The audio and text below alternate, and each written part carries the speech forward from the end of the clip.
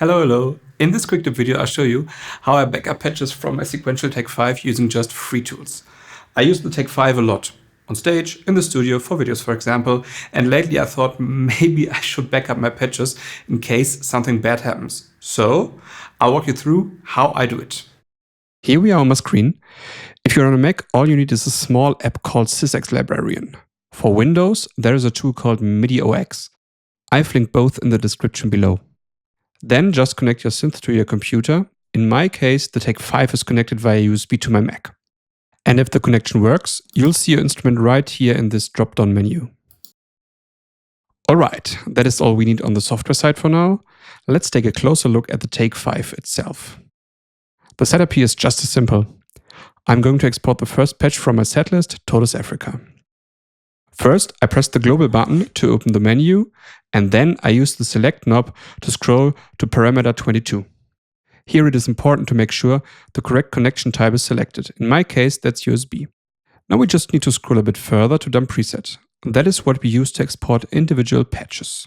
You could also choose dump bank to export a full bank like bank 1, 3 or 7, or even dump all banks to back up everything at once. But for today we'll stick with exporting a single patch, so let's go back 2 steps. You can already see the right button blinking, but before we press it, there's one more thing we need to set up in SysEx librarian. In the top right corner, we can arm the software by selecting either record 1 or record many. Since we're only sending a single patch, we'll go with record 1 for now.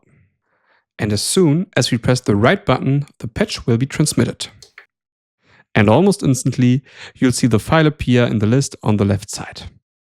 You can now rename the file, and I also recommend adding the patch number to the name, because when you send an individual patch back to the Take 5, it always gets stored in its original location. And sending the patch back to the instrument is just as simple. To show you how it works, I'll first delete the existing preset on the synth so you can see it getting replaced during the import. Now the Africa patch is gone, but we'll get it back quickly.